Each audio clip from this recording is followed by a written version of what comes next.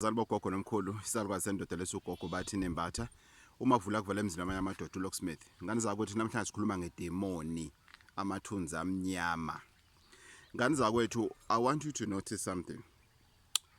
Idimoni noma amathunzi amnyama awezi lapho izinto zingekho right khona, ngoba izinto masuke sezingekho right kusuke kwangama results edimoni, ama-results amathunzi amnyama, ama-results omona, ama-results ezinto ezimbi esezenziwe empilweni yakho.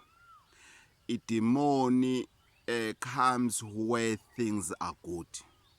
Let's say emshadweni wakho you once had problems, your financial problems and everything. Idimoni lizofika la izinto sezi right khona, la seni struggle khona to say, you know what, we come far, our finances, let's fix our finances.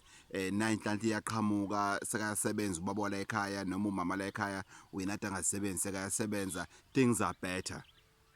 Then you are exposed lapho kuphi kwidimoni, kumathunzi amnyama, kuyimfamona, kubathakathi, kwimigilamkhuba. You are working, things are okay, you are happy at your work and everything.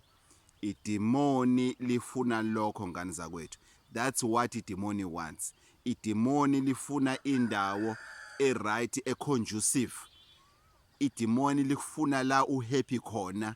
Idimoni likufuna lana ujabule khona, la uyitshelo khona ukuthi hayi engathi izinto siyeziyenzeka manje, engathi okungcono, yazi bengigula nginethe ngayenza amagobongo, impilo yami ngiyayibona iyashintsha. Idimoni lifuna lokho.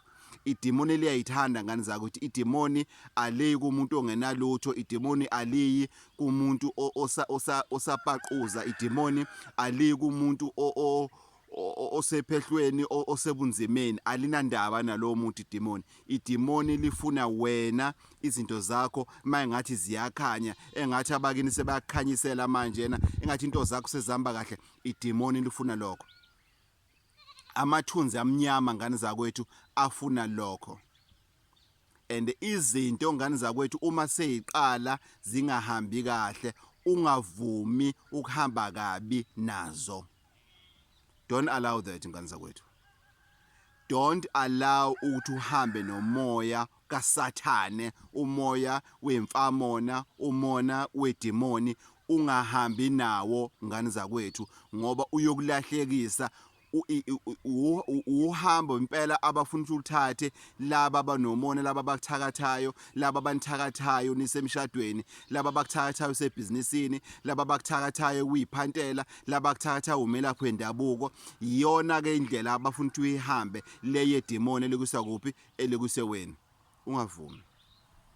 Uma izinto zihamba kabi, ungahambi nazo kabi, make a U-turn. Ngani zakuthi sikhuluma ngedimoni eselimoshe imishado bekade ithembisa, eselimoshe umjolo nje noma relationship nje generally bekade ithembisa, emosha ibhizinisi bekade ithembisa, echitha imisebenzi bekade kusebenzeka kumnandi kuthiwa umntana bani phela usebenza laphana, uyena ophethe endaweni ethize, uyena wenza izinto ezenzeke. Yazi ukuthi uma ufika eposini mungathola ingane kamdlalo osenjena, izinto evele isheshe, leyangana ngiyazi yathathwa apha, ebazi zithi zalukazi engaziyo iyogana bani.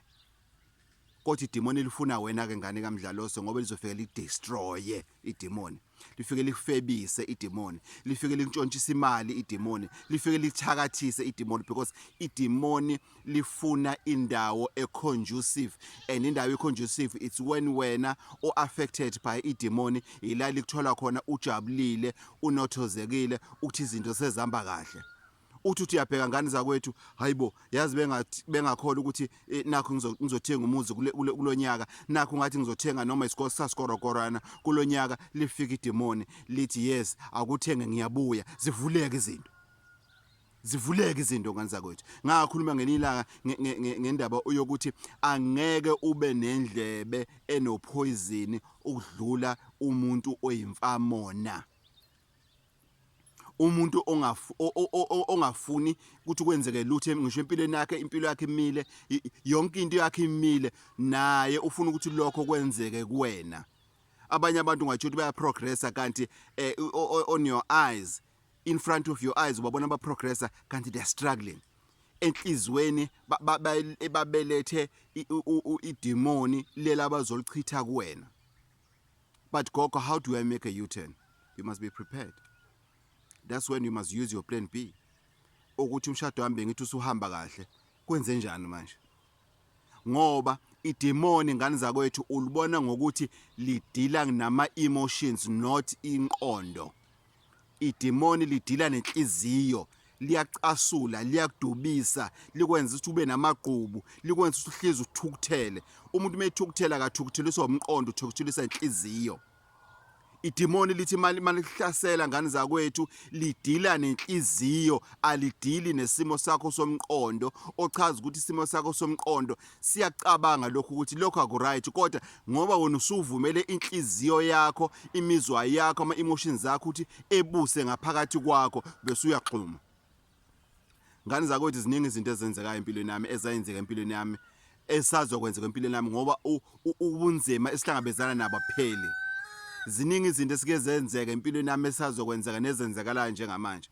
Kodwa ngiye ngathi yazi wesalawa sendoda usukhulile ngoba kube lento lena athi usebenza udila ngayo lezimo lesobhekane nazo manje kuba udila ngazo ngokosimo senhliziyo kuba usejele, kuba udila ngazo ngokosimo senhliziyo kuba unalutho, kuba udila ngazo ngesimo senhliziyo kuba unezitha more than izitha onazo, ezinye ziletha zona zizenza izitha ungezona izitha zakho, ungabazi nje ukubazi. Ngoba yini? Idimoni elidila nani? Nesimo sakho sempilo econducive. Ngane zakwethu idimoni liyayithanda. Ngane zakwethu idimoni aliku noma ubani idimoni. Umuntu ohlala emgwaqeni ngane zakwethu uhamba miles and miles away, ehamba ngenyawo ehlala emgwaqeni, mawuthi ebheka abantu abahlala emgwaqeni kukancane uze kuthiwa kunabantu abahlaselwe babulawa abahlala emgwaqeni ngoba impilo yabo veli lapho. Idimoni aninandaba nalokho. Idimoni lidila nawe wena osendaweni enothozekile entofontofo. Lifika idimoni lithathe konke, lifika idimoni lidestroy. So wenze njani? Idimoni might destroy, you go with the flow, now you get destroyed or you take a U-turn. We need to learn to fight idimoni. We need to learn to fight the bad spirits that are happening in our lives in ngane zakwethu. That's when you need your plan B, ngane zakwethu. I have a couple that I was working with babuya eJoburg. Indoda ithi ngibonile ubunzima umfazi wami ade hlangabezana nabo.